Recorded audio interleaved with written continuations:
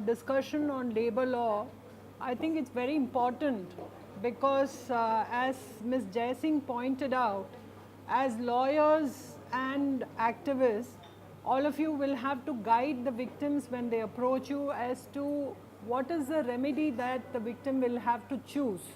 Because there are so many options. As was shown, you have the option under the SHW Act, you have the option under the civil law, you have the option under the labor law, as well as the option under the criminal laws. Therefore, what is the most appropriate remedy for a woman who faces sexual harassment is something very important that you will have to confront with. Now, why is labor law important in this context? Now, as Sudhaji had pointed out, a substantial number of women are today constituting our country's workforce. Today, women are not merely homemakers. Many of them have come out and they are constituting a major part of the workforce. According to the National Commission for Enterprises in Unorganized Sector, which was appointed by the Government of India, commonly known as the Arjun Sengupta Committee in 2008, which has been updated in 2014 by the government and published in the Journal of Labour Bureau. There are a total of 40 crores of people who are working people in our country, 40 crore. Now, out of these 40 crores, 92% are in the unorganized sector. 92% of this workforce is in unorganized sector, which is quite shocking. And this 92% contributes to 60% of the national product and our national economy. Of this 40 crores, 12 crore are women. It's not a small number. 12 crore in our country are women, and in that 94% are in unorganized sector. So it's quite a large number of women workforce we are talking about who need to be guided about what kind of remedy is appropriate for you. Now, I've been asked to address as to why is there a special law for industrial law. You have other laws like civil service rules, you have your civil remedies. Why do you want a special law for labor?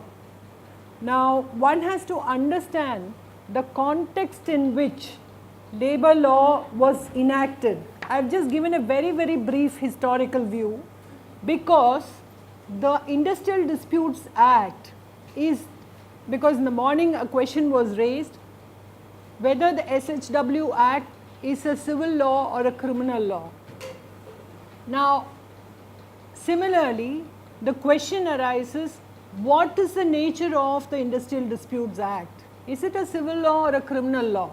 I would say it's a political document, because in no other service law would you find the government interfering in the adjudicating process. It is only in the labor law that the government plays a very crucial role in settlement process, in the adjudication process. Even a decision of the court cannot be implemented unless the government notifies it. Now, is it not an interference with the judicial process? You go to civil court directly. But a workman cannot go to the labor court directly. It is only when the government refers the dispute can he go to the labor court. You can't go. Like Sudhaji was mentioning about so many women who are working in the mines and various other places. Now, if those women unionize and they want to approach the labor court, they cannot go. Whereas, if you want to go to the civil court, you can directly go. You don't need anybody's permission. But it is only when the government gives you that ticket in the form of a reference of the industrial dispute to the labor court or the industrial tribunal can you go. Why is it so? And ultimately, when the trial is over, even if you succeed before the Labour Court or the Industrial Tribunal and an award is passed in your favor, you can't straight away say, tell the employer, come on, you implement it. Unless the government gazettes it in the award, only then the award becomes enforceable. There have been cases where the government has refused to gazette an award. So, the context in which the Industrial Disputes Act has been framed has to be understood. Now, historically, why did the Industrial Disputes Act come about? See, the laws in our country is a legacy of the British. You don't have any substantive laws which have been enacted in our country, particularly immediately after independence. But Industrial Disputes Act was enacted in 1947, just at the dawn of freedom. There have been a case, landmark case in the Tamil Nadu, where the textile workers of the state went to the government and said, look here, I am being paid 8 rupees per month. Whereas under the prison manual, under the British Raj, every worker, every prisoner who does work inside the prison was entitled to 1 rupee a day. So a prisoner, a convicted prisoner was entitled to 30 rupees per month, but a worker who works his backside off in a textile industry was entitled to only 8 rupees. So these were all very landmark struggles. Now in that context, the government felt that we have to provide for a settlement forum. And if the settlement fails, then there has got to be an adjudication forum. Now the adjudication forum became important also because if the worker goes before a civil court, as Justice Kannan in the morning was talking about, you cannot enforce your contract of employment because it was known to be contract of personal service, and under civil law no contract of personal service can be enforced. You can't ask for retrenchment or your employment back in a civil court. The civil court at the most, even if it agrees that your termination or discharge or dismissal was illegal, can award you only 3 months wages. That's about it. So there was no forum for redressal of the grievances. There was no forum supposing an employer was underpaying you, this 8 rupees a day, a month. There was no forum because civil court can't say if the employer is paying 8 rupees, he should pay 30 rupees. That is not within the province of the civil court. Civil court can only enforce a contract as it is written. It does not have the power to modify the contract. Therefore, the government felt, let me take charge of the situation. I will intervene in the case of large industrial disputes by appointing labor officers to conciliate. So the labor officers are government's representatives who conciliate in large industrial matters. If the settlement process fails, then he sends a report to the government will peruse the report and decide whether the industrial dispute is important enough to go before the Labour Court or Industrial Tribunal. That is the process under the Industrial Disputes Act. And invariably now courts have held, as long as an industrial dispute is there, the government cannot arbitrarily say, no, I am not referring the matter to the Labour Court or Industrial Tribunal. You have to refer. So that hurdle is crossed. The government cannot arbitrarily say, I won't refer. So the hurdle of the civil contract also has gone. The industrial courts were empowered to enforce a contract, not only enforce a contract, but also create new terms of contract. The Industrial Tribunal, in the case of the textile workers, awarded wages higher than 8 rupees. It's an award of 1946 under the Defence of India rules. A special tribunal was constituted, and instead of 8 rupees, those textile workers were given 18 rupees. Not on par with the prisoners, of course, but they were given 18 rupees, which no civil court could have awarded. So the evolution that led to the evolution of the statutory terms of contract. The contract of personal service was replaced by statutory terms, because in course of time in 1946 the government also introduced what is called Industrial Establishment Standing Orders Act. And the standing orders enable, in the morning, I think you mentioned that model standing orders. Standing Orders Act says that in an establishment having 100 workmen, these are the statutory terms of contract. The model standing orders will prescribe who is a temporary, who is a badli worker, who is a casual worker, if disciplinary action has to be taken, in what manner it has to be taken, what is a misconduct, how many hours of work should be there. All these, whatever is there normally in service rules, is prescribed in the standing orders. Now therefore, the Supreme Court has held that the contract of personal service has been displaced, or the statutory terms of contract laid down in the Standing Orders Act have to be read into the contract of personal service. No employer can say, for example, there has been a case where an employer said, terminated the services of an employee. When he went before the labor court, the argument of the employer was, I have terminated him only during the course of probation, because his probation was for 2 years. The worker's argument was, under the Standing Orders Act, the probation can be only for 6 months. Now how do you say that my probation was for 2 years? The Standing Orders says after 6 months I am entitled to be confirmed. The Supreme Court says yes, the employer's terms have stood modified by the standing orders prescribed under the Act. So the Act says every employer has to frame his own standing orders, and if the employer does not frame a standing order, from contract of personal service we evolved to contract of statutory terms. So the worker for the first time gained some kind of status. It's not some kind of a hire and fire, I don't like your face, you get out. That situation was changed.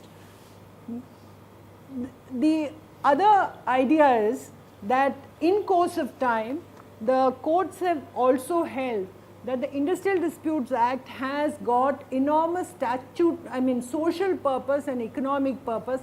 It's not merely a law for enforcement of employment terms. For example, if you see that the next,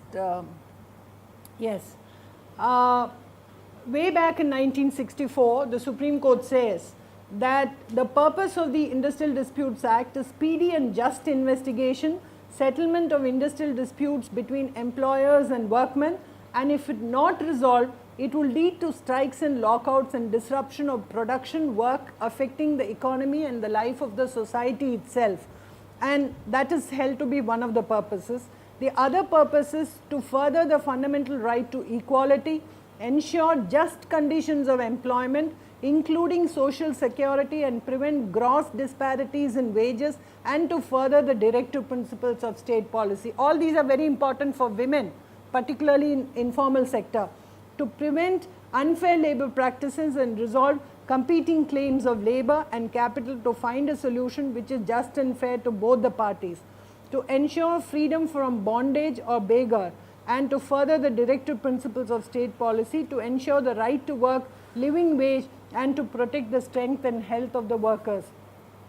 Workers' participation in management and in determining conditions of service, to break away from the tradition of labor's subservience to the capital. Under the Standing Orders Act, when an employer frames standing orders, he can't just say these are the terms that I am laying down as a contract of service and all the workers will have to obey it. What the Act says is the employer will have to formulate the standing orders, place it before the officer under the Standing Orders Act, the labor officer. The labor officer will then give notice to the workers of the establishment. The workers will have to go before the labor officer and they have a right to object to any condition of service. Supposing there is an industry employing about 100 women, and the employer says, according to my standing orders, the women will have to work from 5 o'clock in the morning till 10 p.m. continuously without a break.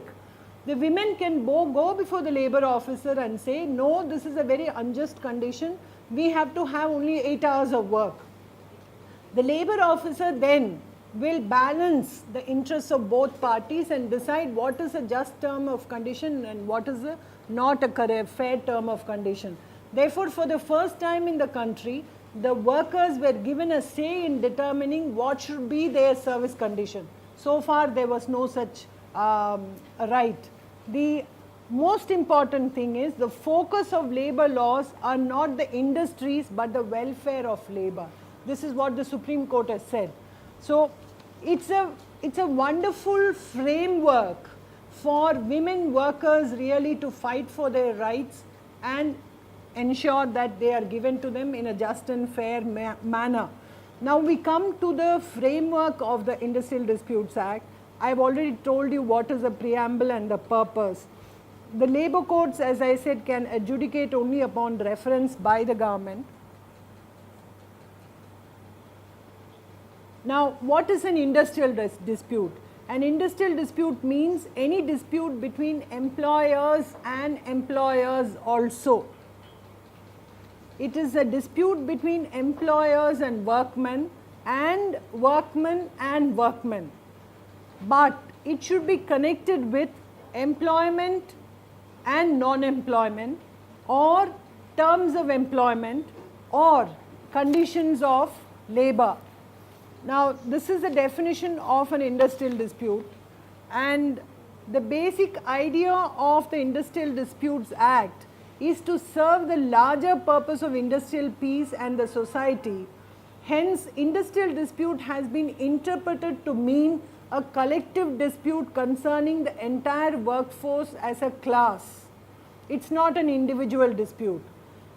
Section 2A is an exception to this concept of collective dispute. It says only in the cases of termination or discharge it can be deemed to be an industrial dispute.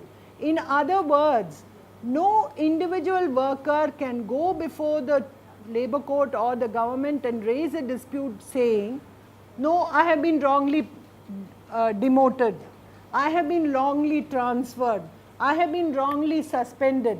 All those grievances will have to be agitated only through the trade union or a group of workers. Other issues like transfers, victimization, suspension, change in hours of work, demotion, withdrawal of benefits, which a sexual harassment victim often will face, because when you raise a complaint, all these will be retaliatory measures. Now, all these measures are by definition collective disputes. Please remember that. It is not an individual dispute.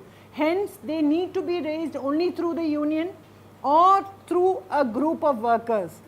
Even a minority union which is unregistered can also raise. Under the Industrial Disputes Act, there is no requirement that it is only a registered union which can raise the dispute. Even an unregistered union can raise a dispute. The union, I have given the reference. Then what is the status of workman? Workman is anyone, it's not as wide as it is in SHW Act, but I would say that we should be able to argue hereafter that this provision under the Industrial Disputes Act will have to be read together with the definition of employee under the SHW Act. Workman has been defined as a person who includes an apprentice employed in an industry to do any skilled, unskilled, manual, technical, operation, clerical or supervisory work for hire or reward. And no formal employment letter is necessary, as Sudhaji was saying, if relationship of employee can be otherwise proved, which is quite an uphill task, but the law doesn't require it, is what I am saying. There are cases where such such relationship has been proved with other evidence. I will just give you an instance. It also includes a dismissed or a retrenched worker. So, you do not have to be presently in employment at the time of raising the dispute. Supposing you raised a complaint, you gave a complaint of sexual harassment.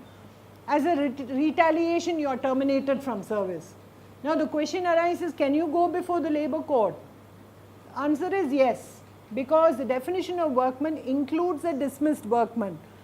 Now, wrongly, many people think that executives are not workmen, because what today the tendency of all employers in the liberalized economy is to call every other worker, every employee as an executive. You will find lots of these salespeople, waving commodities on the road also. But if you ask them, what are you? They will say, I'm a sales executive.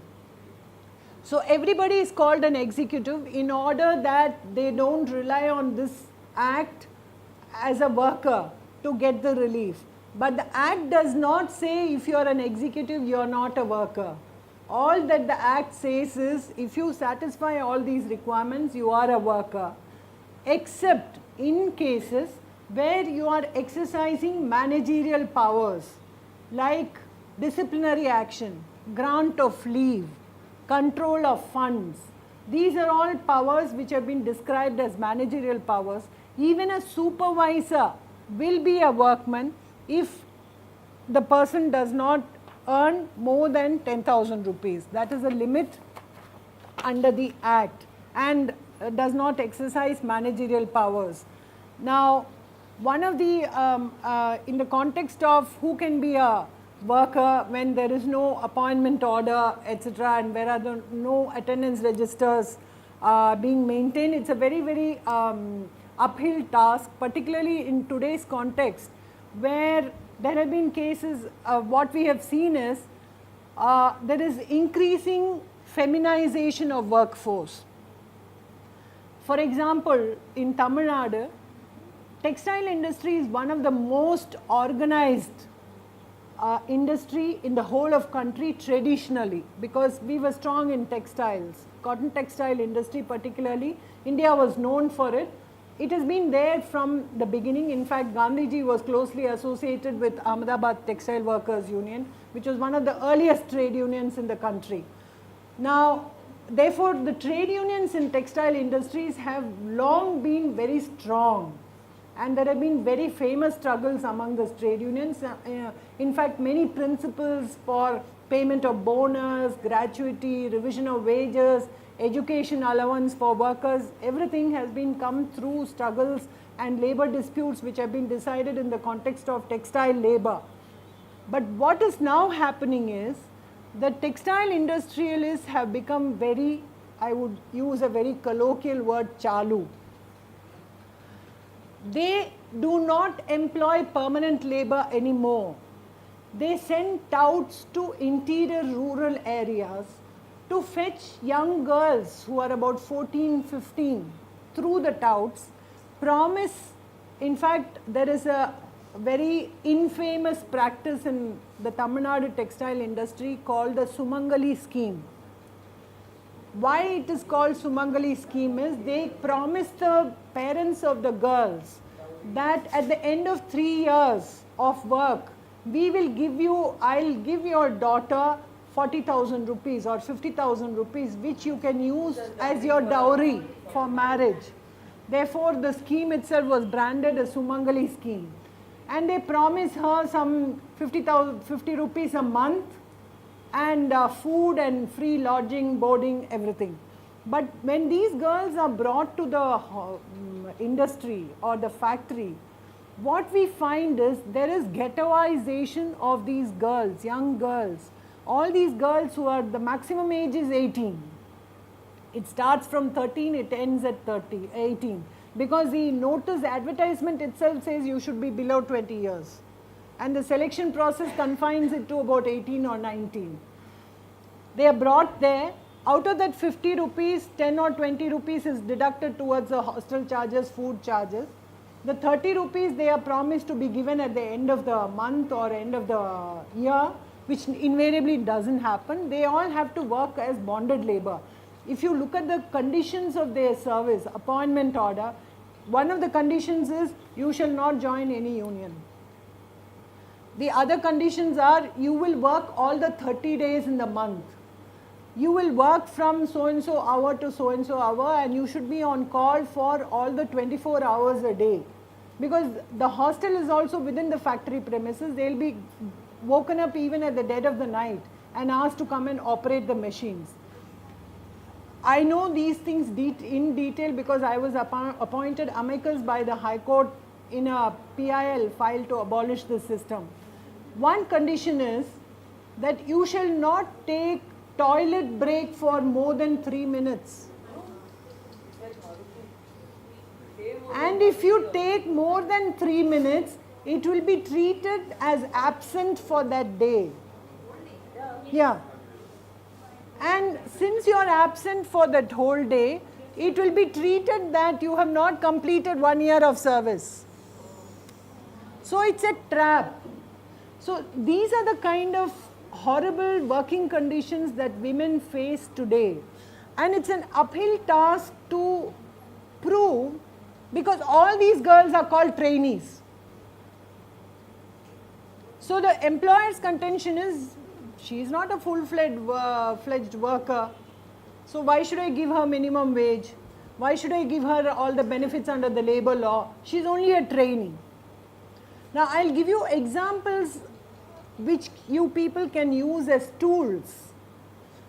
In one case, what we did was, we asked the employer to produce the total number of workforce as reflected in the audited balance sheet. We asked the employer, you produce a balance sheet, because under the labor law, workers can legitimately ask the employer to produce the balance sheet. So we asked the employer to produce the balance sheet, because balance sheet will have to say how many staff, how many executives and all. We found that only the number of girls were reflected as the workers in the balance sheet. If you look at the annual report accounts, the company is making profits, turnover is huge, production is huge. Now if the entire workforce is trainee, how are you producing so many meters and tons of cloth? These are all trainees. You have no permanent workforce.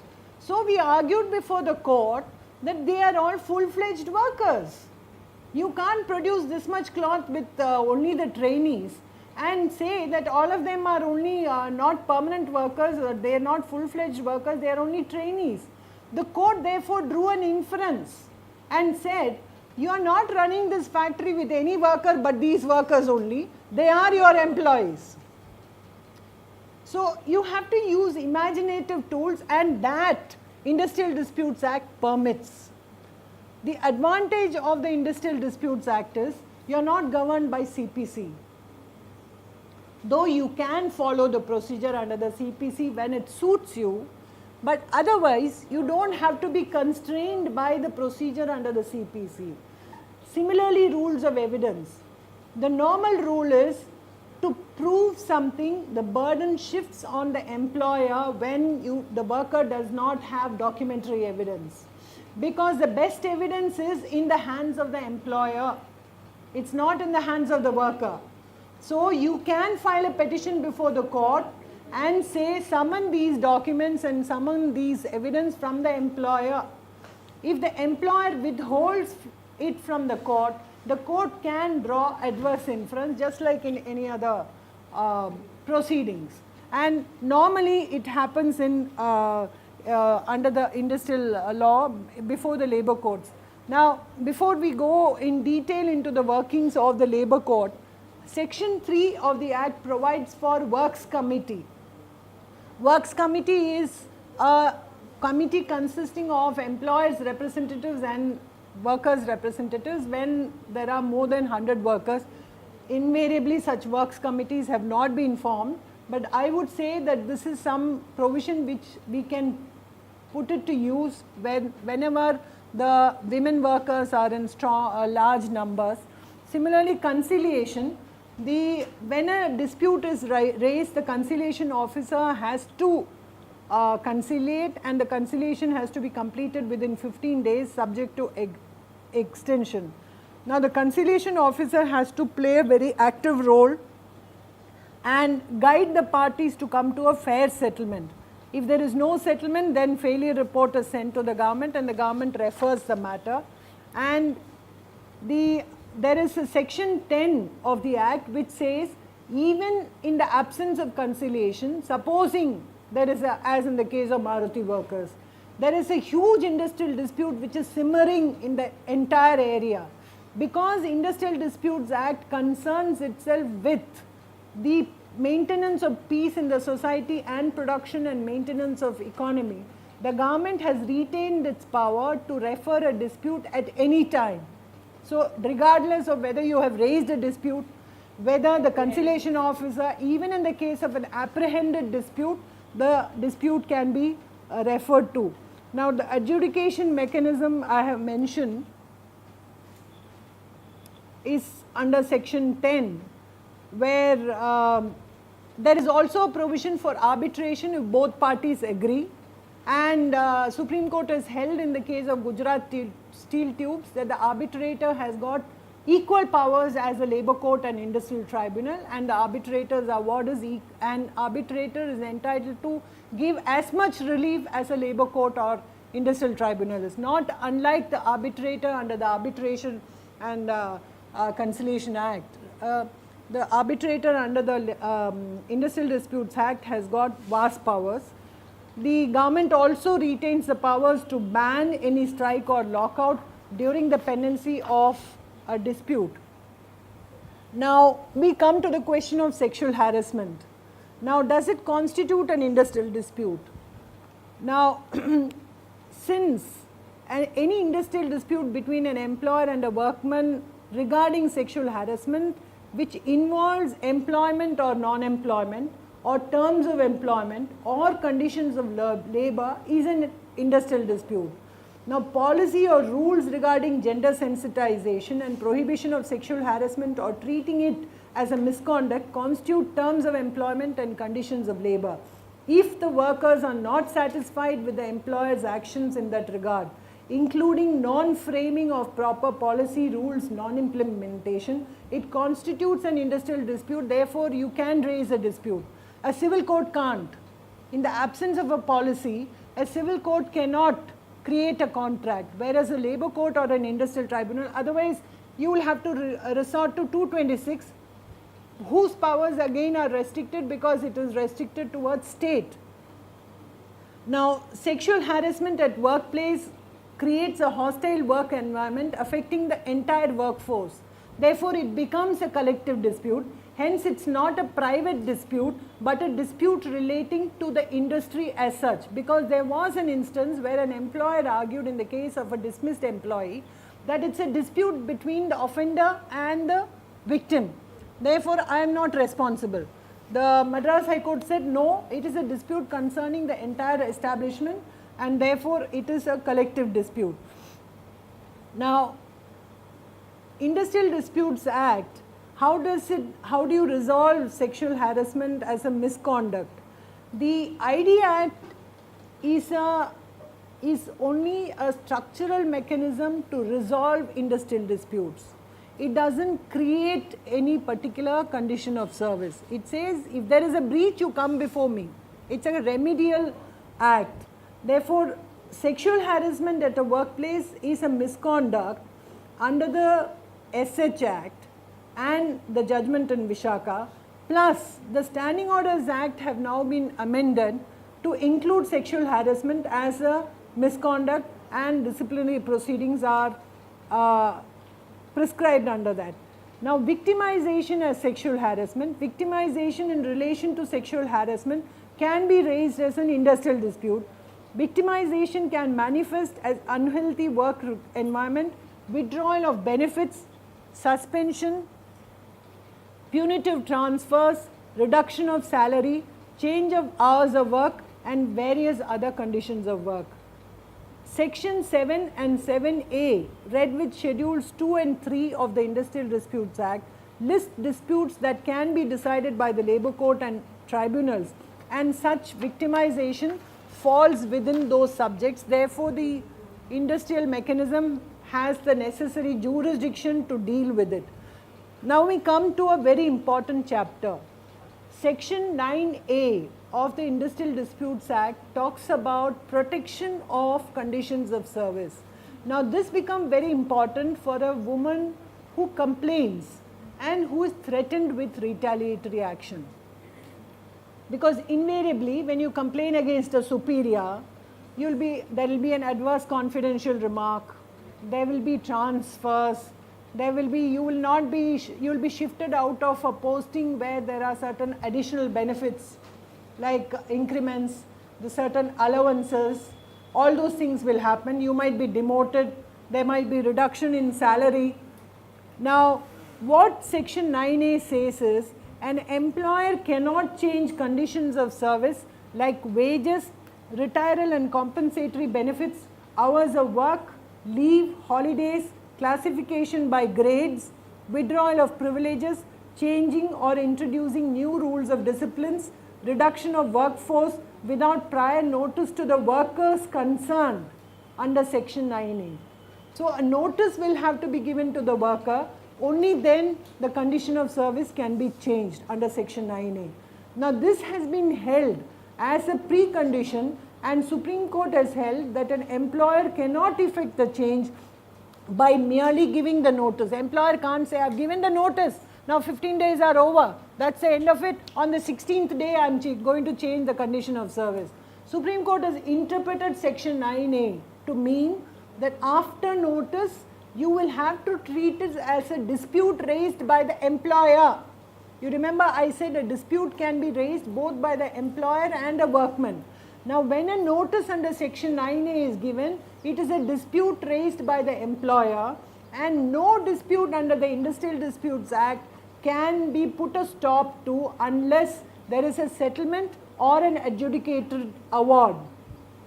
So only then the employer will have to wait for either the conciliation officer to conciliate and settle the matter, or the government to refer the matter to the labour court and then change the condition of service.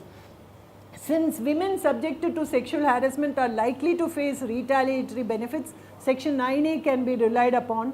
Such dispute being other than for termination of service has to be raised through a union or a group of workers. Now here the question that we have to confront with is, in many cases there may not be unions where women are working. Unions may not be there, or even if unions are there, they may not come to support the women. Like I am doing a case in the Madras High Court of an established organized trade union of electricity board workers, where the women are being transferred to faraway coal mines in Odisha and in West Bengal, because the electricity board procures coal. Now these women are called chemists who go and test the quality of coal. Now these women are subjected to these transfers to long miles, and one of them was actually pregnant. She said, I can't go. And there was a negotiated understanding between the management and the union that women will not be subjected to these postings, which was breached by the electricity board. So we filed a writ petition and got an injunction against that. Now you will be surprised to know, more apart from the electricity board opposing our case, at least about 5 unions impleaded themselves, trade unions represented by men lawyers, and all of them are opposing the writ petition. They say no, equality, if men can be transferred, women can also be transferred. I said I have no objection, ask these men to, I said ask the men to bear the child and nurse feed the child, I will go, I said. The judge immediately said, okay, injunction continued. So now these are so these are all problems that women will confront. So there is an answer under the Industrial Disputes Act itself, that when the union is not supporting you, the women themselves can come together as a group and go before the and say that there is a we have chosen our representative. Each state has formed its rules. For example, in Tamil Nadu there is rule 25, which says you can form a 5-member committee. Now this 5-member committee is given the same status as a trade union, and the 5-member committee can pursue the industrial dispute before the government and later before the labour officer and labour court. So ultimately it depends upon the collectivization of women. and you as their guides will have to play the role, motivate them and say, now come on, bring many women. We also adopt other strategies like asking these women, supposing there is an industry where there are only 5 women. Now, and they are also, they don't have the strength to fight it out by themselves. Now what we do is, we ask some of the, there are in each state what is called general workers union. That is unions which are not specific to a particular industry or a particular trade. For example, mines. Mines will have mine workers union, cement industry will have their union. But when the industries are small and scattered and workers are not unionized, in every state there is what is called general workers union, which consists of workers from all the industries. Now we direct these unions to go and become members of such unions and request the unions to raise the dispute. Sometimes it has happened, sometimes it may not happen. So much depends upon what kind of a support the women draw and their collective efforts. Now, if there is no support at all forthcoming, now what does the woman do? She doesn't have any support from her co-workers, the union is not supporting her, but the employer has changed her conditions of service to her detriment. What does she do? There is a provision under the Industrial Disputes Act called Section 33C2, which says that if whatever you have suffered can be quantified in terms of monetary loss. Supposing I was a junior engineer grade 1, I have been demoted to junior engineer grade 2. Now you know what is the loss in the salary. You can go before the labor court and say this is a illegal change in condition of service. The employer prefers the male. After you have lodged a complaint of sexual harassment, then it is definitely a case of mala fide, showing favoritism. Discharge or dismissal of a woman worker on filing charges or testifying against an employer in a dispute relating to sexual harassment. Failure to implement an award in favor of a woman victim. Now this testifying is a very important thing, because in many cases women have faced retaliatory action from the employer for having gone and testified in favor of a fellow woman worker. Now that is prohibited as an unfair labor practice. Acts of violence or force against a woman worker and those who support her. Even acts or violence or intimidation on the part of male workers also is an unfair labor practice. Then as I said, collectivization of women is very important. Supposing in a case where sexual harassment happens and the women are trying to unionize, and if the employer interferes with such unionization, prevents it, intimidates or threatens the workmen with discharge or dismissal if they join a union, or to encourage or discourage membership in a union, all these are unfair labor practices which are listed. Now an unfair labor practice can be challenged either as a collective dispute under section 2K or 2A in the case of termination or dismissals, and I mentioned what is the consequence of prosecution. Now we come to termination of service. Termination can be simple or punitive by way of retrenchment. Simple termination examples are resignation, non-renewal of contract, or termination during or at the end of probation or an apprentice or on account of ill health. Simple termination is effected usually without an enquiry, and it can be set aside by the labor court or tribunal if it is proved to be actuated by mala fides or an act of victimization, which usually will be in the case of sexual harassment.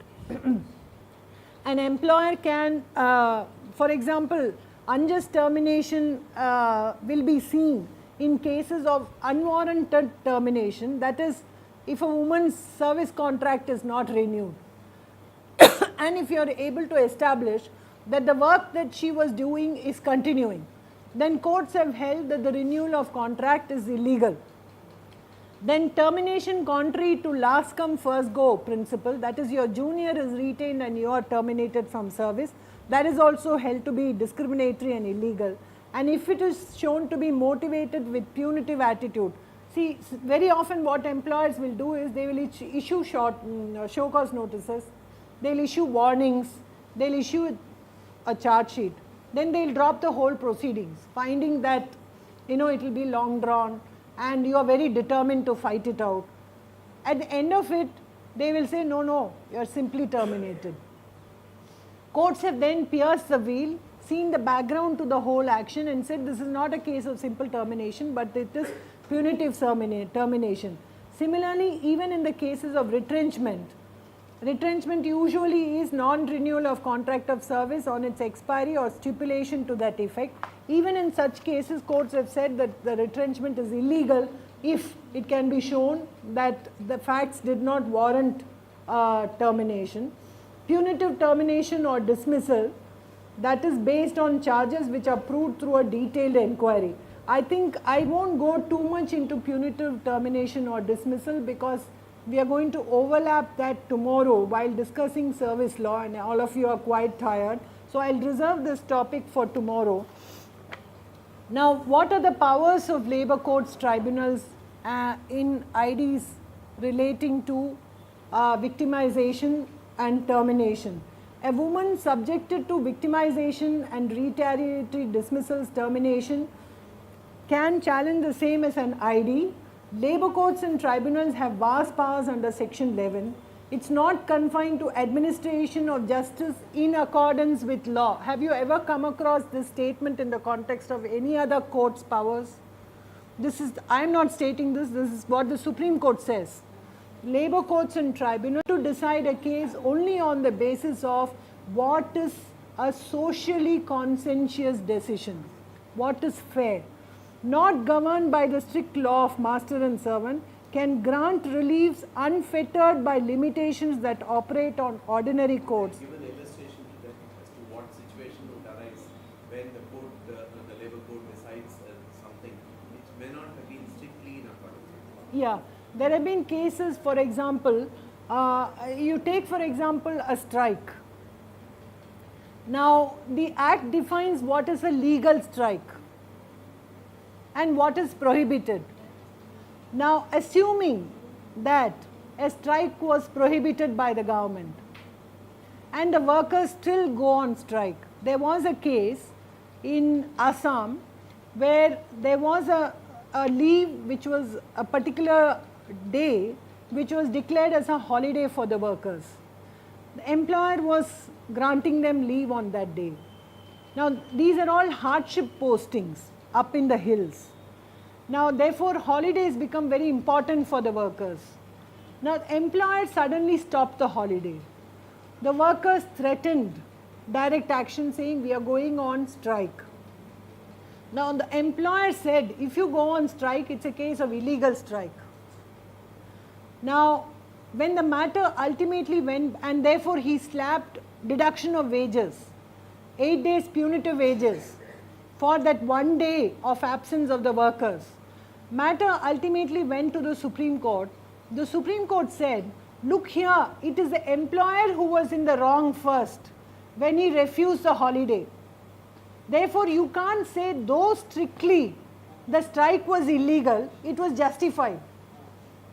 So, the law prohibited the strike, but since your previous action was wrong, the employee's action was also justified, and therefore the 8 days wage cut was wrong. They are entitled to wages for the day of their absence.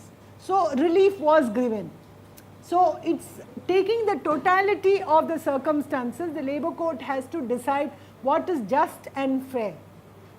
That which no other court can grant, not even the High Court under 226. That's why I said it can grant relief unfettered by limitation that operate on ordinary courts. Now, these are all stated by one of the earliest judgments of the Supreme Court in Bharat Bank versus its employees, AIR 1950 Supreme Court 188.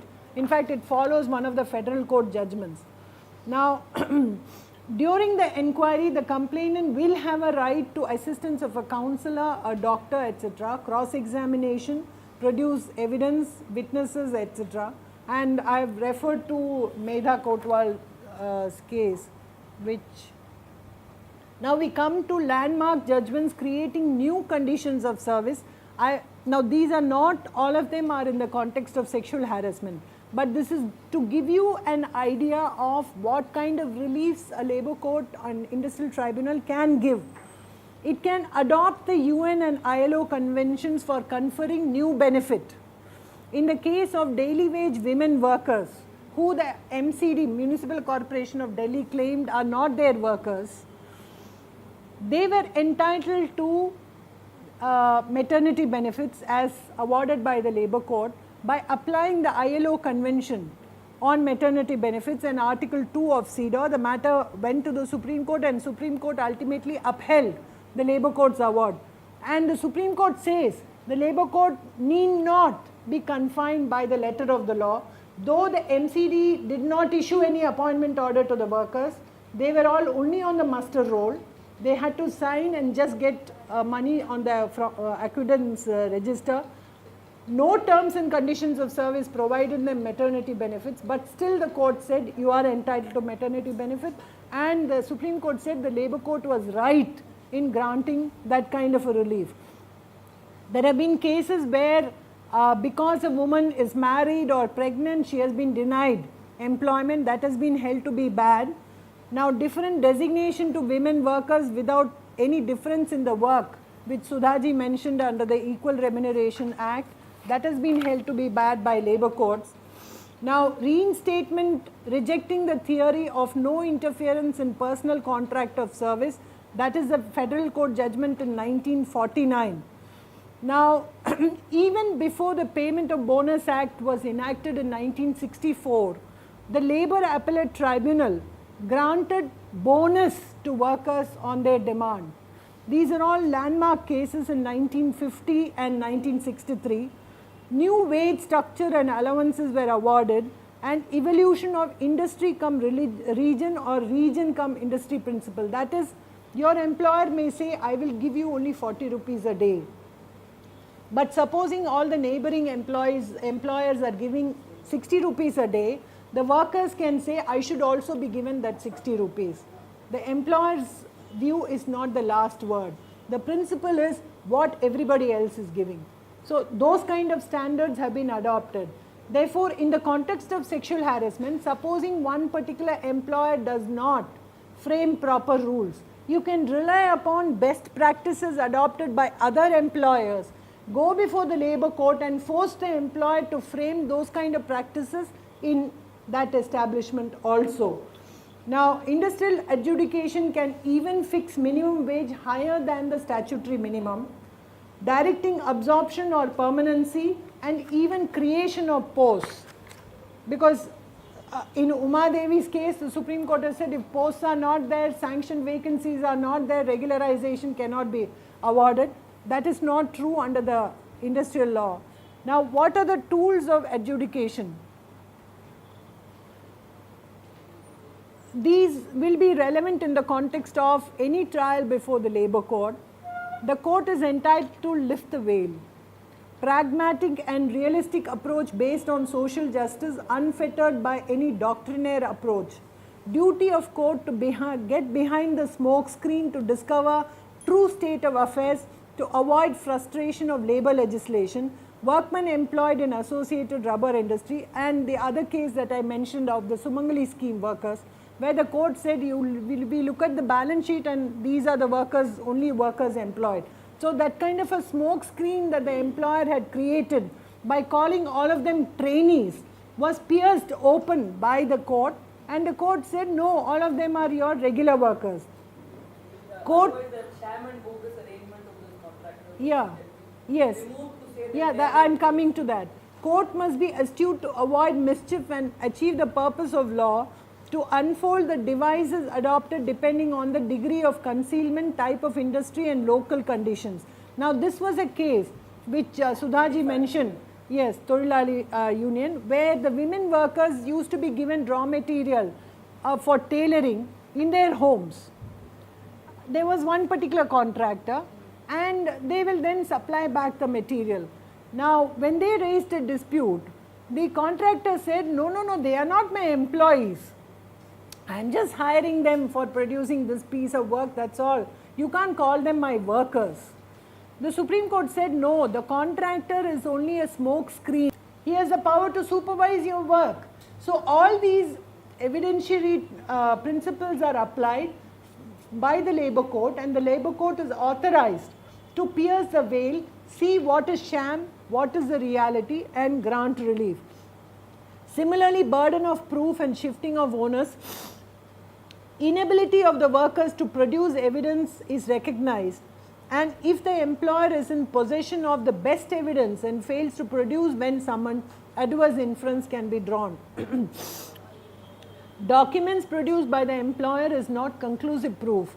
If an employer fails to provide originals and all supporting materials and witnesses when the document is challenged by workmen during evidence, even audited balance sheets were not accepted by courts as conclusive proof of employers' reasons to deny bonus claims, because the employer said, I am in loss, I can't give you bonus. Now the Labour Court said, what you have calculated as loss, I don't have to rely upon, I'll do my own calculations. So the employer was asked to produce all the background papers to the balance sheet, and Labour Court said, no, your calculation is wrong, I have appointed my own auditor, my auditor says your loss is a imaginary loss, you have actually gone into profits, and therefore I order bonus. Now there is also presumption that workers are not receiving living wages, and therefore the burden is on the employer. There is a mistake. It's on the employer to prove financial stringency, and court can gather evidence. Court can on its own gather evidence, unlike in civil courts. For example, in large industrial disputes like the Sumangali scheme, or in earlier days when large mine workers disputes or textile workers disputes, the Labour Court judge will go to the spot and gather evidence. That can be done by Labour Courts and Industrial Tribunal, which no civil court can do. The court can also appoint commissions to gather evidence. The court can also appoint assessors. It can appoint an NGO and say, in Sumangali scheme it happened. Of course it was a High Court proceedings, but the High Court said that in each district the government will form a 3-member committee of an NGO representative, the secretary of the Legal Aid Society, and a member of the Labour Department. Those 3 will go and interview the girl workers and file a report to us. From all the districts in Tamil Nadu, reports came, and we demonstrated to the court that what was happening was really a sham. The gross unfairly the girls were treated, and they were actually regular workers. So today the government has come forward fixing minimum wages for those girls. They are now drawing minimum wages. Now the most important thing during the course of a trial before the Labour Court or any proceedings before under the Industrial Disputes Act is the power to grant interim relief, which is very important in the case of sexual harassment.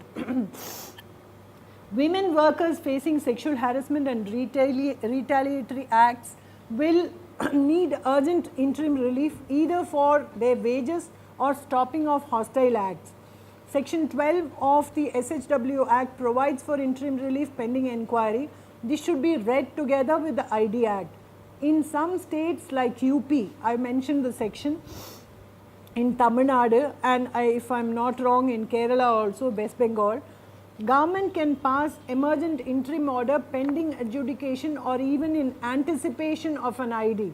Supposing it's a dispute relating to an industry where large number of women are employed, and the sexual harassment is so gross that it is now going to really, the bubble is going to break, and there is going to be a large scale industrial strife.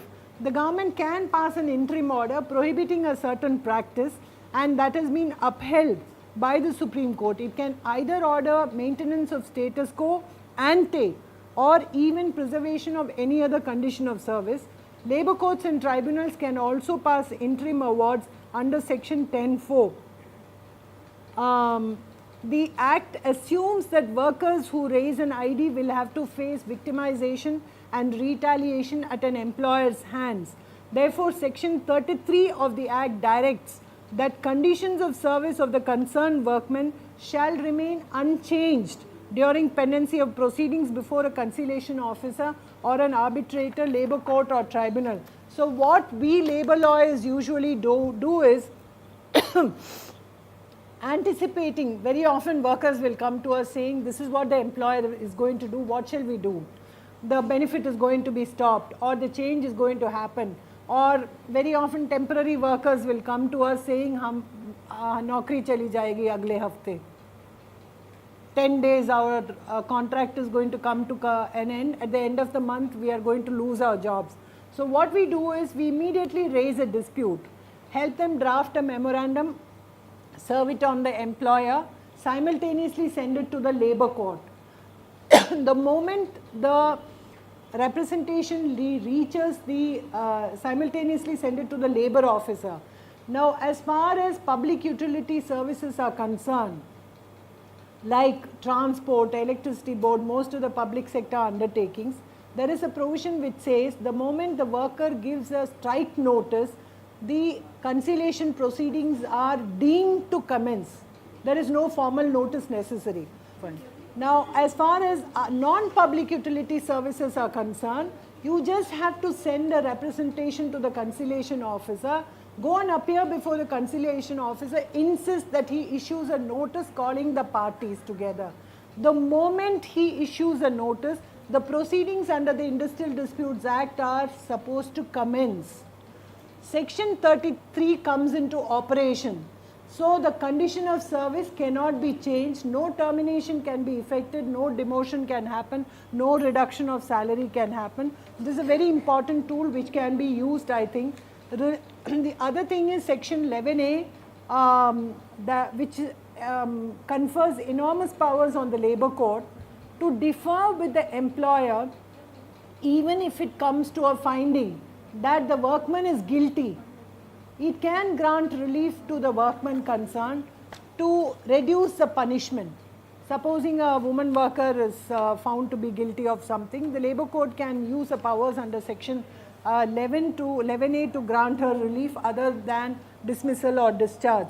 Now we come to the question of compensation, whether the labour courts can grant. In the morning we mentioned the case of the arbitrator who granted the additional benefit invoking the SHW Act. I would say that the same principle applies, because Section 28 of the Act says that it is in addition to and not in derogation of. We should be able to invoke the provisions and argue before the labour court. You can grant compensation also. So the question arose whether Article 311 will apply to these employees of the public sector undertakings also. The Supreme Court has said no, these are employees who cannot be called civil servants. They are employees of the publicly run enterprises. No doubt the government has 100% stake or majority stake in them. They are not civil servants, but they are governed by their own service rules. So each of these large enterprise or small enterprise respectively will have their own service rules, but it has been held. The question arose in an early case in 1975 in the case of ONGC, whether employees of public sector undertakings can enforce service rules or the contract with their employer if there is a breach. Supposing I am an employee of ONGC and I feel I have been wrongfully dismissed from service. That was a case like that. And those employees went before the High Court to challenge it. Now the argument was that after all they are employed on the contract that they have signed with the corporation.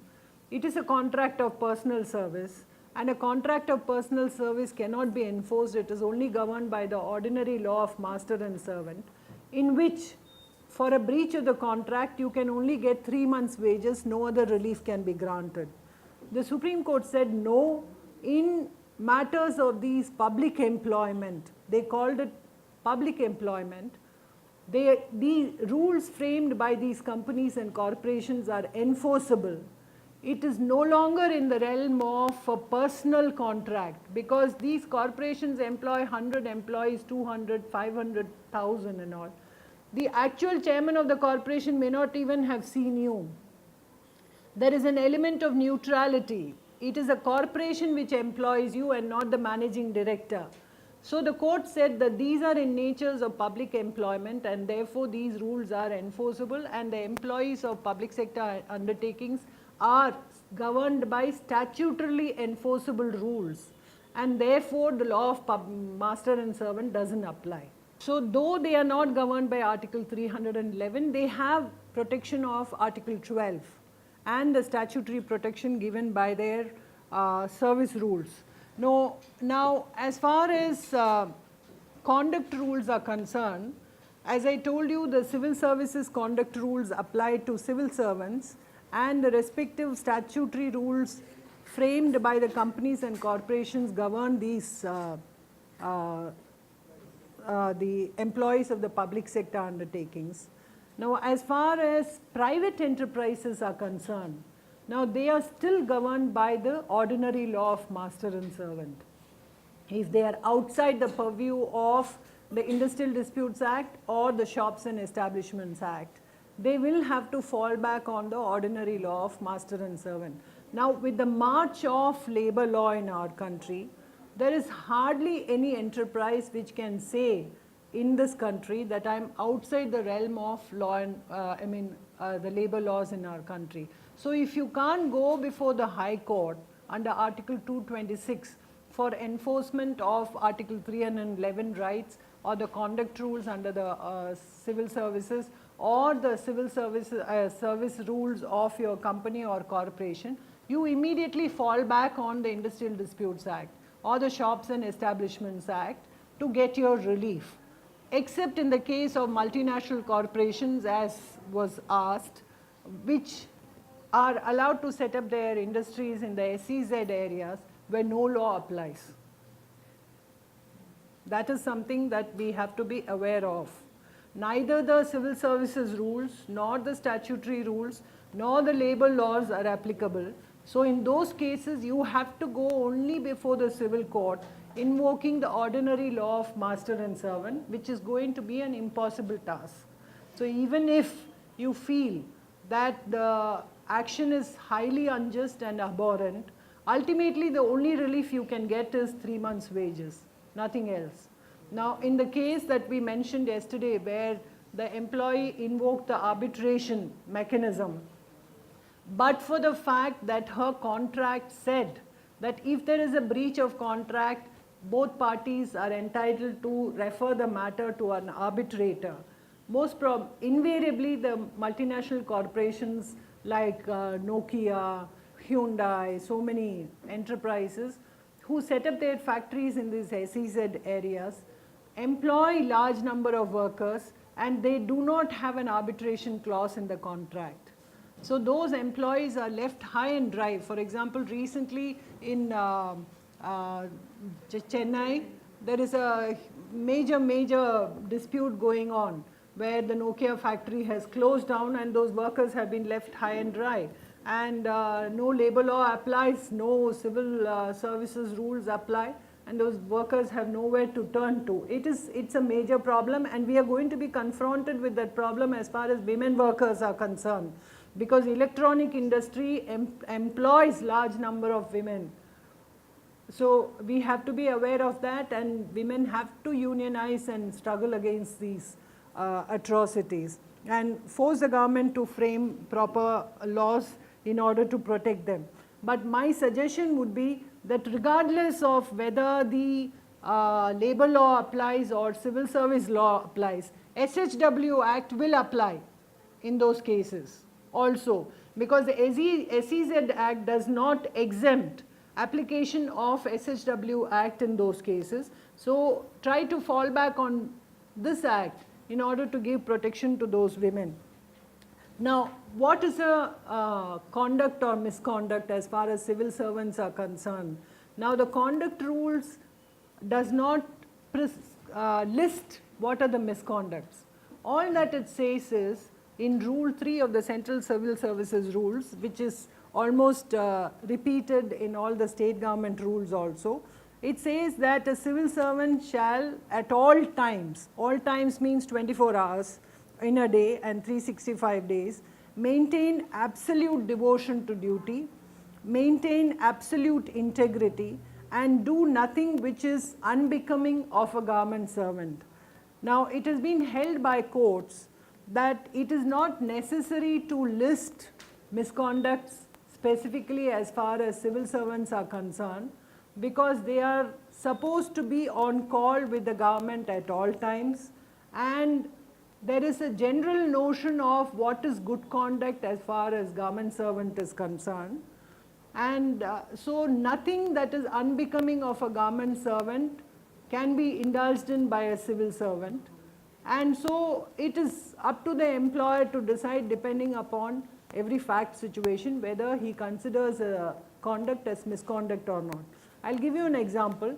There has been a case before the Central Administrative Tribunal where a married man was accused or charge sheeted for having a relationship with another woman. Now his argument was, it's not a misconduct. You have not listed it as a misconduct. So how, and this is something my private affair. So you can't charge sheet me under the discipline and appeal rules for this and take action and dismiss me from service. But the court has held no, it is a misconduct because it is highly unbecoming of a government servant to have a relationship outside his marriage when his wife is alive, and his private life does have an impact on the public service, because no, it will have an impact on other employees, it will have an impact on the interface of the government with the members of the public also. Now, but after the Vishaka judgment, Rule 3C has been introduced in the civil service conduct rules, which prohibits sexual harassment.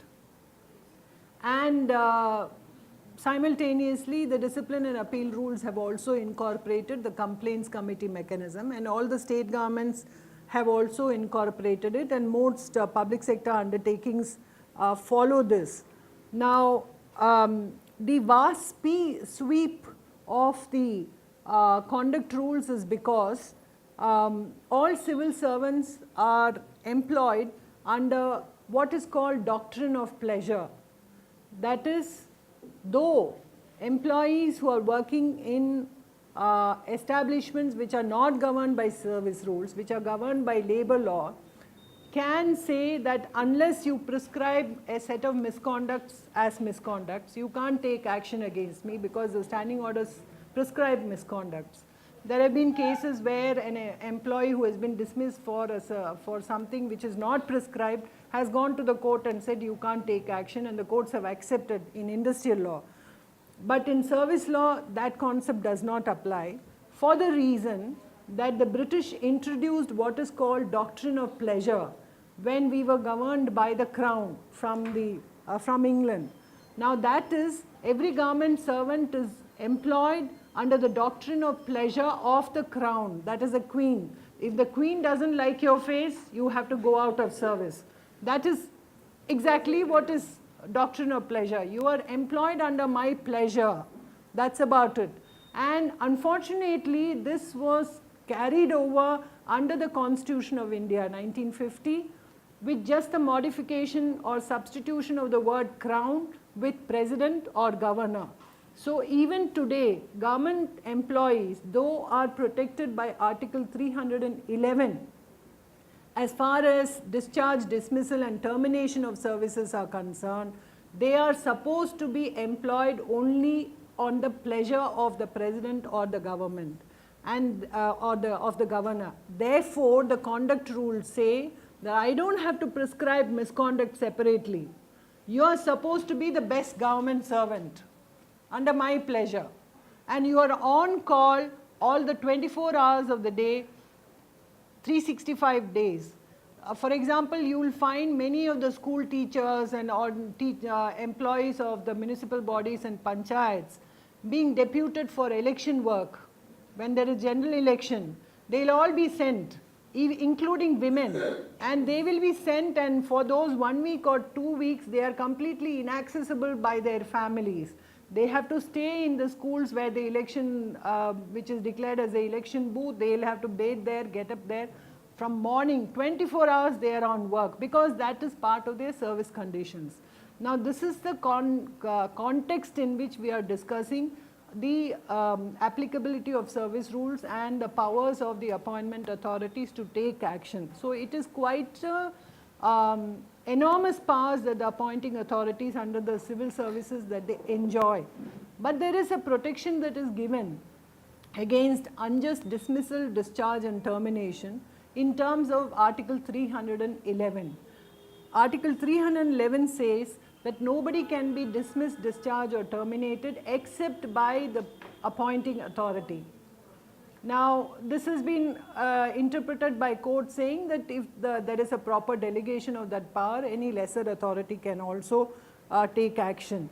311(2) says that you can't be discharged, dismissed or terminated except informing you of the charges for which you are dismissed, discharged. It applies only in the case of punitive action. And earlier it said before hearing you on the question of penalty also. In 1977, by the 42nd Amendment Act, the second limb of Article 311(2) was removed. That is, the hearing on the question of penalty was removed.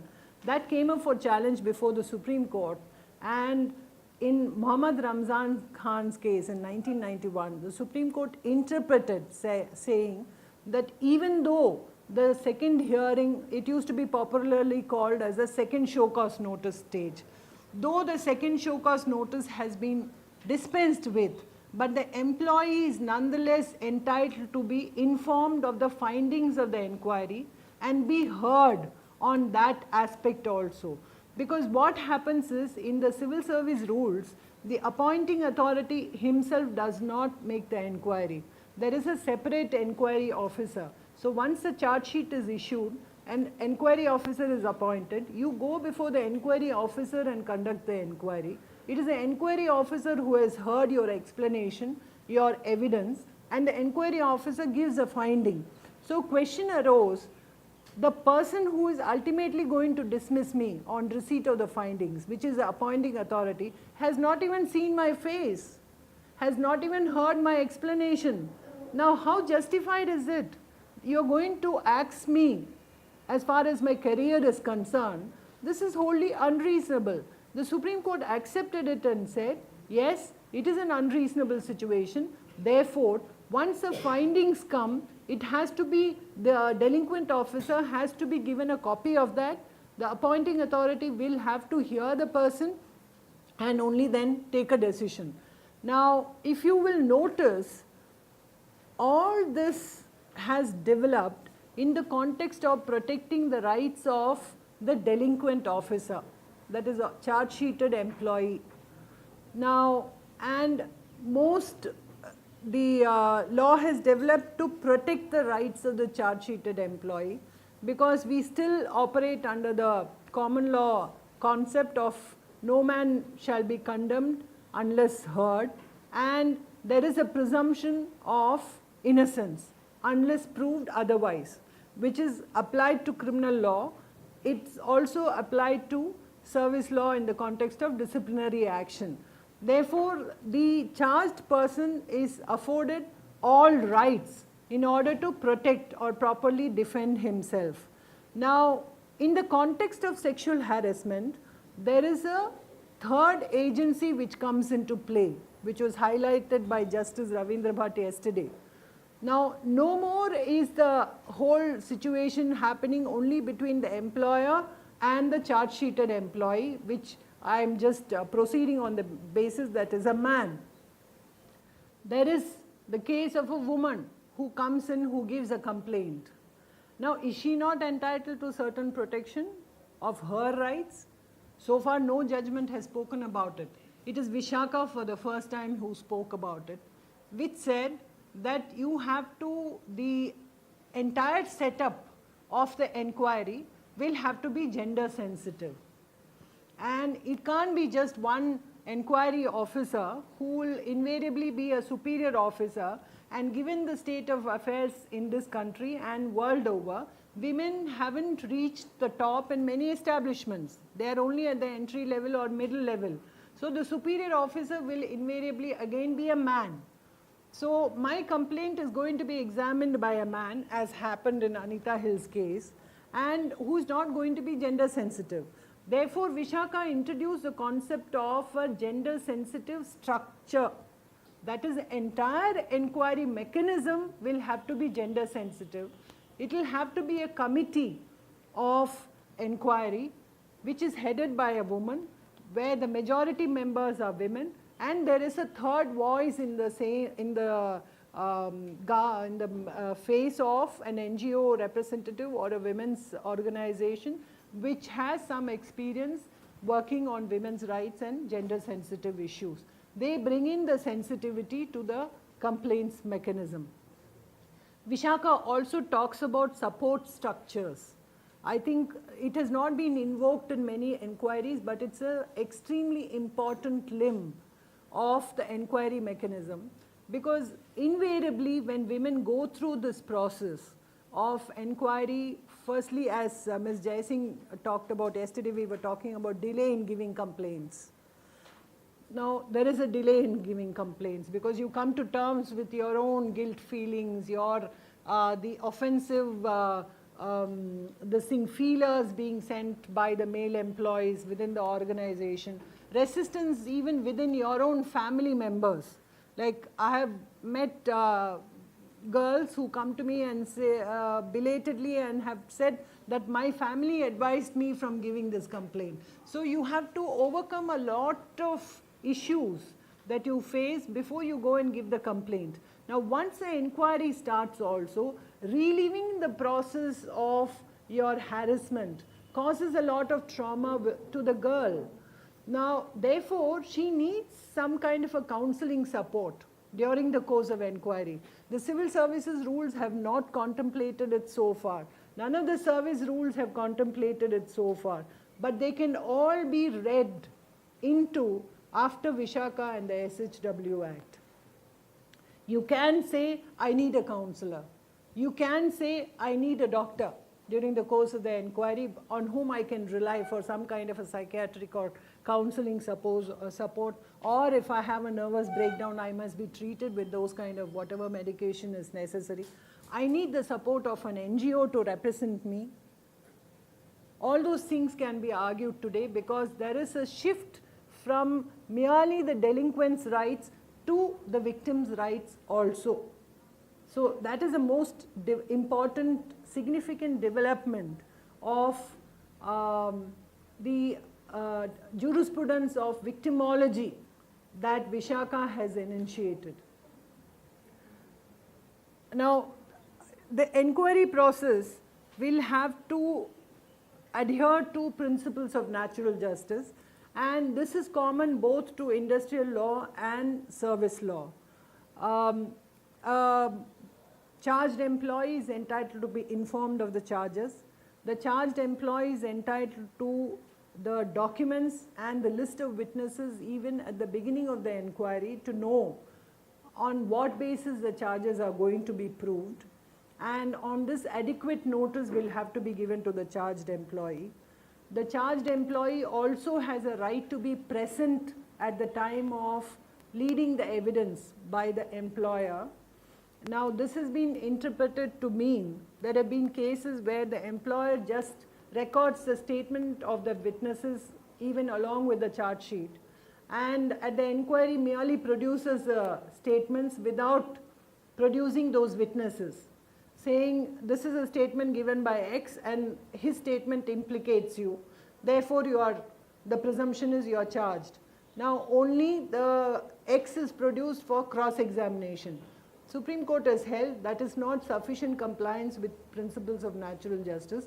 Even assuming a statement has been given prior to the commencement of the inquiry, the concerned witness will have to get into the box and say, yes, this is my statement and I approve of it. Only thereafter cross-examination can commence. Similarly, the charged employee will have a right to lead evidence and entitled to the entire recordings of the inquiry proceedings. Now, this is very important for women who participate in the inquiry, because very often, not knowing as to what is recorded in the inquiry, they will start asserting that this is what transpired and the department is not telling the truth. Very often facts would be twisted. Now, be aware that at the end of every day's inquiry proceeding, you have a right to tell the presenting officer or the department or the inquiry officer to give you a copy of the proceedings and get the signature of the presenting officer, the inquiry officer, the delinquent officer and yourself. Only such a document is a valid document. Any document, inquiry proceedings that does not have the signature of the woman is not a reliable document. You can rubbish it by saying that it is a twisted or a fudged document. Now, there have been cases where the employer has bulldozed the whole inquiry in a matter of a couple of days and concluded it and given a finding of guilt. Now, those cases have gone to the court, and the court has said that reasonable opportunity also means reasonable adjournments. So, a woman who is in distress and who is participating in the inquiry, if she finds that she cannot participate in day-to-day proceedings, she is entitled to say, don't have the inquiry tomorrow, have it after 2 days or 3 days until I recover from the trauma and come back a little more composed. Now, similarly, the rules provide for suspension of a charged officer during the pendency of once an inquiry has started or once a charge sheet has been issued. This is similar to arrest of a person in a criminal proceedings, where in order to prevent the person from tampering with evidence, you keep the person away from the scene of occurrence, and any in order that justice system proceeds unhampered. Similarly, in order to prevent the delinquent officer from coming and talking to the witnesses on the scene, because if the delinquent officer is a highly placed officer, there is every likelihood that he will try to influence witnesses who are going to speak in our favor. It happened in the case of that High Court employee which I mentioned yesterday, where this gentleman was one of the deputy registrars of the High Court. The girl was just an ordinary stenographer, a young girl. So what he did was, the list of witnesses have to be given at the beginning of the inquiry. She submitted her list of witnesses. The man approached all those witnesses, threatened with them with dire consequences, and said, you better not give an evidence in favor of the woman. So then we petitioned to the Chief Justice and said, look here, this is what is happening, and therefore you prevent the man from doing it, and an order was passed. So those kind of orders, the civil service rules and every corporation rules also envisage, and you are entitled to, even if the rules don't provide for it, because it is part of the principles of natural justice and fair opportunity and a fair inquiry, you can ask for these kind of interim orders to prevent tampering with the evidence during the pendency of the inquiry. Similarly, since the SHW Act provides for interim reliefs to be provided during the pendency of the inquiry, you can ask for other interim relief like transfer of the accused officer, or your own transfer if you want to some other place, or stoppage of further harassment. Those are all things that you can think of. Now, bias is one major factor that you will have to confront with during the course of inquiry proceedings. Now, bias has been defined by courts as not merely your assertion that the inquiry officer or the inquiry proceedings is biased, but you will have to substantiate it by saying the test is a reasonable belief or a reasonable apprehension of a reasonable person. This is a test. Now, there have been fact situations where courts have looked at the previous conduct of the inquiry officer or the employer to see whether you can attribute bias. For example, if there is a series of offensive actions against you, if there is a series of warnings, suspensions, punitive transfers, etc., etc., or there are offensive remarks like this, what is this MP who has made this, Maharaj, who has said that Mrs. Gandhi is fair-skinned, if had it been, those kind of, perverted remarks emanate from the employer or the inquiry officer. Or if fair adjournments have not been given, if, there is haste in concluding the inquiry proceedings. Now, these are all factors that indicate that there is bias. So, you can challenge the proceedings as biased before the court if it is not, you are not satisfied with the kind of inquiry proceedings. Now, what is the relief that can be given?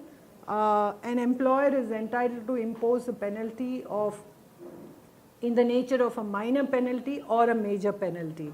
Minor penalties are defined usually as warnings, as suspension for a month or a short period, or stoppage of increments without any cumulative effect, things like that, for which a detailed inquiry is not necessary.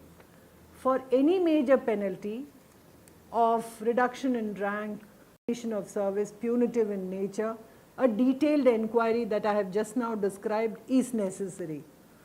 So, when the penalty is given, an internal appeal is provided for, and at the end of it, if the delinquent officer is not satisfied with the penalty or the inquiry proceedings, he or she is entitled to challenge the same before the court. Invariably, it will be the High Court, because the employer is a state authority in the context of service law. Because in civil law, you can't go before the civil courts and say, there is an element of bias, this is not really to my satisfaction. These are things which may not weigh much unless you show breach of rules before the civil courts. So general notions of principles of natural justice do not carry you much in a civil court. Now, what happens if the woman is not satisfied? Because until now, until the amendment in the civil services rules, the concept has been only bipartite, as Ms. Jai Singh put it yesterday. That is, the employer is there and the employee who has committed the misconduct is there. Now, today we are talking about misconduct proceedings or a disciplinary action taken at my instance, at the instance of the victim. So, supposing at the end of the proceedings, the employer comes to a conclusion that your complaint was not correct, it is not proved, it is not justified, and lets the delinquent officer go scot-free. Or at the end of it, he comes to the conclusion that you have deliberately given a false complaint and starts taking action against you. Now, are you left with without any remedy? Now, I do not find the civil services discipline and appeal rules providing any remedy in that regard. There is no specific rule that is provided. Or none of the statutory corporations have amended their service rules to provide for a remedy to the woman in that kind of a situation. Therefore, we will have to fall back on Article 226 to approach the High Court to challenge the employer's decision either of not imposing any penalty or not accepting your complaints or not having held a fair inquiry. The well-known set principles or factors so far decided upon by the courts are available for you to approach the High Court and thereafter the Supreme Court if necessary.